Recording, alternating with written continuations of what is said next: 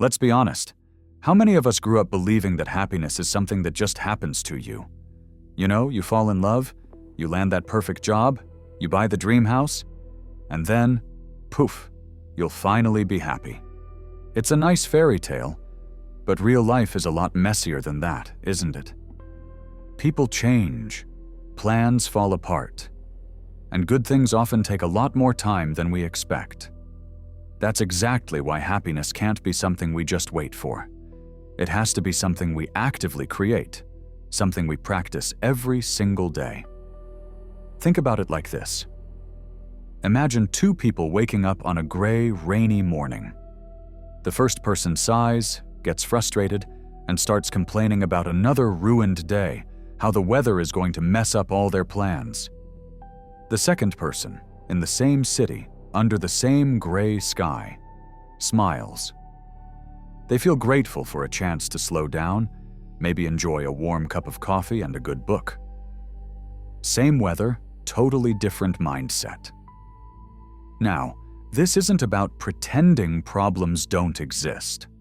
Positive thinking isn't about ignoring the tough stuff. It's about consciously choosing where you put your focus. It's about learning to direct your attention toward what's working, what's beautiful, and what you can still be grateful for, even when life feels chaotic.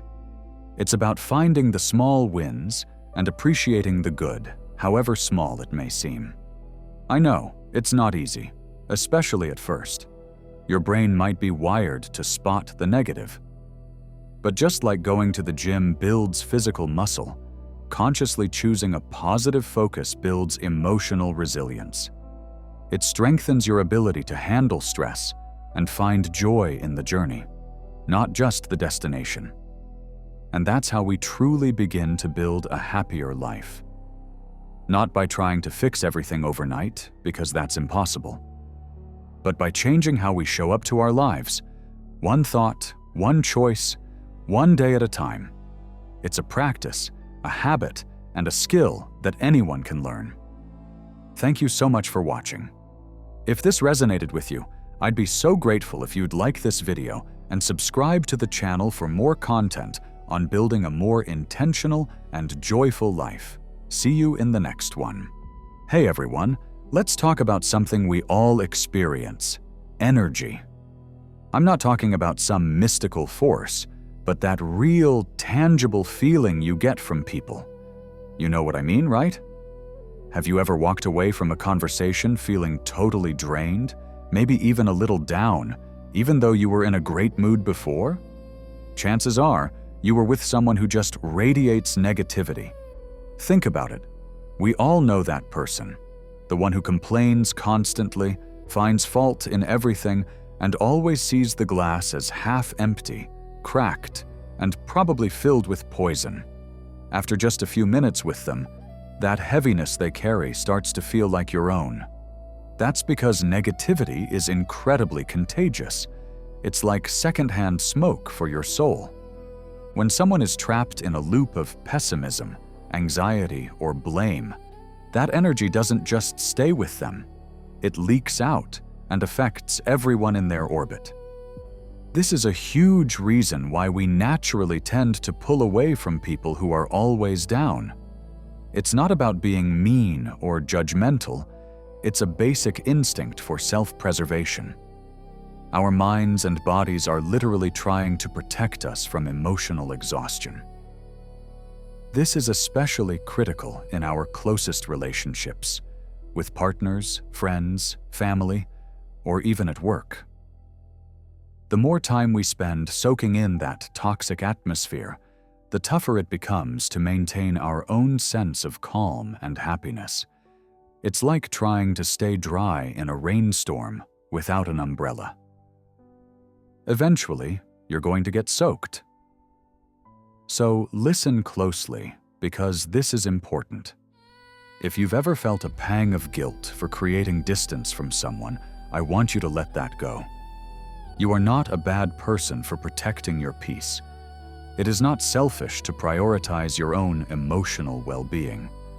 It is perfectly okay to outgrow people and energies that hold you back or bring you down. Remember, setting a boundary and creating space isn't an act of rejection. It's an act of self-respect. It's about choosing clarity over chaos and choosing to fill your life with a vibration that lifts you up, not one that pulls you under. You deserve to be surrounded by light and positivity. Thank you so much for watching. Have you ever felt like you're carrying the weight of the world on your shoulders?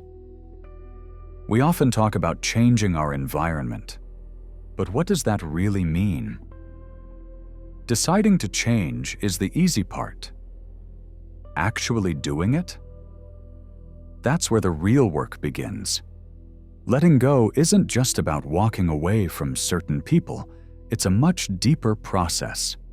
Sometimes, it means ending a habit you've used to numb your feelings for years. It could mean choosing a slower, more intentional life, even when the pace feels strange and unfamiliar at first. And it definitely means learning to say no to opportunities that sound good on paper, but don't truly align with what your heart is telling you. Let's be honest, these are hard decisions. They don't come easy. Making these changes often brings up feelings of grief for what we're leaving behind, discomfort with the new, and a very real fear of the unknown. It's like stepping off a path you've known your whole life onto a trail you can't see the end of. But here's the beautiful truth. These challenging steps are the very first strides toward genuine inner peace. This isn't about simply cutting out what's bad in your life. It's about consciously, actively making room for what's better. Think of it like cleaning out a cluttered room. You have to remove the old, broken things to make space for new, beautiful things that bring you joy. As we start to shed what no longer fits us, whether it's outdated beliefs, draining relationships, or roles we've simply outgrown, we begin to feel something incredible, something we might not have felt in a very long time. A sense of lightness. Suddenly there's more room to breathe. The mental fog starts to clear, and you gain a new sense of clarity about who you are and where you're going. This process isn't a race. It's not an overnight transformation. It's a journey, and there's absolutely no need to rush. You can take it one step at a time, at your own pace. The most powerful moment is the decision itself. The moment we decide to stop carrying everything that isn't ours to carry. The moment we stop pretending to be okay when we're not. The moment we stop trying to please everyone else at our own expense. That is the moment we start living more honestly, more authentically. And that, right there, is the true beginning of healing. Thank you so much for spending this time with me. If this message resonated with you, I'd love it if you'd like this video and subscribe to the channel for more conversations like this. Take care.